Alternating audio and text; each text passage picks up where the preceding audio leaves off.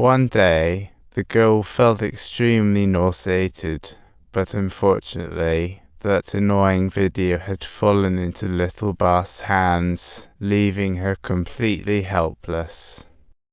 She had no choice but to impatiently brush aside that feeling. But that guy ignored her.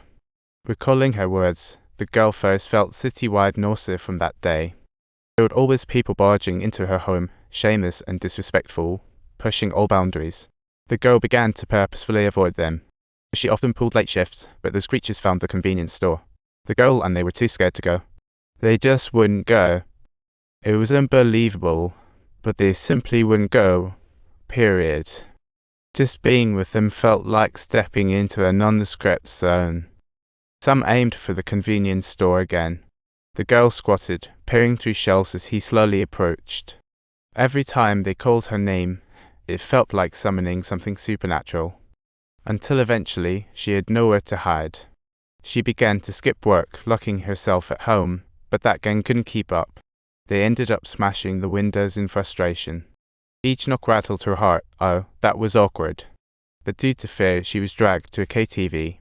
People on stage were singing their hearts out while the girl shivered on the couch. She had made up her mind not to submit any longer. However, the moment she stood up, her terrified scream echoed through the air. Meanwhile, three faces with sinister grins looked exactly like demons who had escaped from another horrifying dimension. As for the consequences, just like this said, she could always transfer or study abroad easy peasy, right? You're such a nice person. She dared not answer her dad's call, sitting dazed in the hallway corner. Helpless and confused, she felt like being sucked into a bottomless pit. Wow, you really know how to nap. She came back with a ladle, thrilled with the $150,000 deal. The girl's eyes, no sparkle. She wondered how things got so out of hand. I need to go. Hand me my phone. Take what you earned. You'll need it for your next gig. Just some casual banter while shaving Dad's beard. She regained her old brightness, pleaded to return home, but he didn't agree. She knew business was booming here. He even made some friends. For her dad's sake, she didn't bring it up again. Dad, I love you. I love you too. The girl was all set to leave. She poured all her experiences into her diary, her handwriting dripping with the hardship of her past. She often abruptly stopped mid-sentence, as those words struck too hard, leaving her breathless and teary-eyed.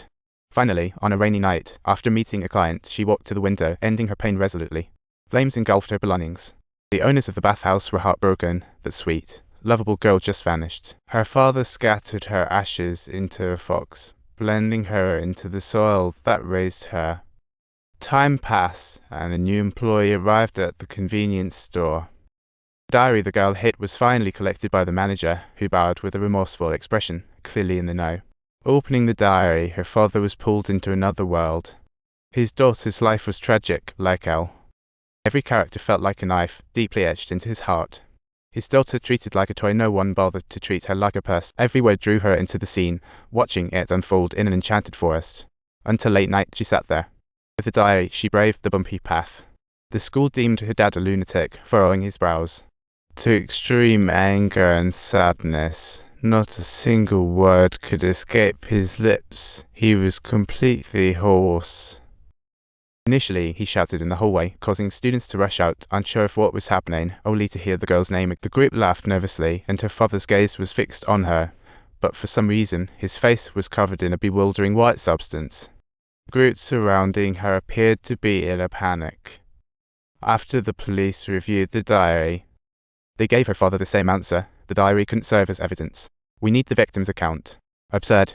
Who knows if it was special treatment, but the father returned from the police station empty-handed. Meanwhile, her best friend stood by the window. The father forgave her weakness, yet each word pained him deeply. She went to church to pray, as if hearing her daughter's song. The anguish made her faint, and the words ate at her. Her daughter's screams echoed in her ears. Her best friend looked pale, and they found themselves back on the rooftop. They joked and laughed, but her friend remained ghostly pale. For the first time, she called out the name of the group surrounding her, her eyes now reflecting fearlessness. Her best friend warned it was their last chance, but they ignored it, pushing and shoving, uninterested in recalling. Their condescending attitude toward her friend was embedded in their blood. This would be a lesson they carried for life, no matter how they struggled. Nothing could erase the father's grief of losing his daughter. He found the upperclassman without hesitation.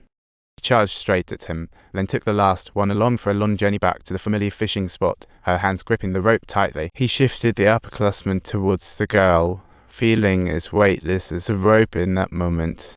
Her body too felt like a rope, as they returned to the girl's familiar fishing site.